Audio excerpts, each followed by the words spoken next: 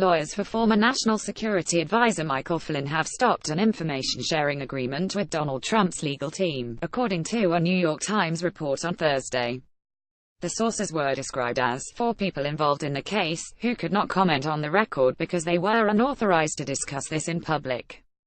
If this development is true, this could mean that Flynn is cooperating, or wants to cooperate with special counsel Robert Mueller. This doesn't mean Flynn is wholeheartedly working with prosecutors. From the article, some lawyers withdraw from information-sharing arrangements as soon as they begin negotiating with prosecutors. And such negotiations sometimes fall apart. Still, the notification led Mr. Trump's lawyers to believe that Mr. Flynn, who, along with his son, is seen as having significant criminal exposure, has at the least begun discussions with Mr. Mueller about cooperating. Mueller is investigating Russian interference in the 2016 presidential election. In a report declassified in January, U.S. intelligence officials said that the Kremlin directed hacking efforts to help Trump win. The investigation is looking into whether POTUS campaign colluded in Moscow's scheme.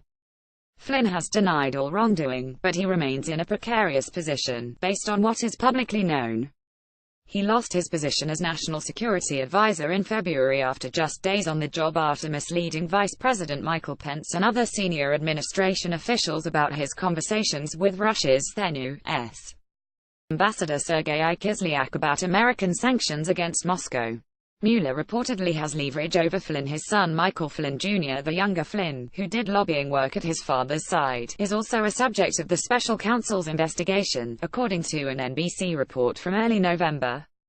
Sources suggested the elder Flynn could cooperate with investigators to save his son from charges. Even so, any alleged wrongdoing may have nothing to do with collusion. Flynn Sr. did lobbying work during the U.S.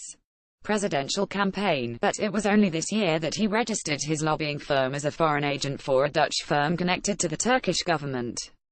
There also could be the possibility that he broke the law for talks he had during the presidential transition, in which he and the Russian ambassador discussed sanctions against Moscow. Flynn has also snubbed congressional subpoenas in their own Russia probes. This may have left him open to other legal consequences. Screen grab via Republican National Convention.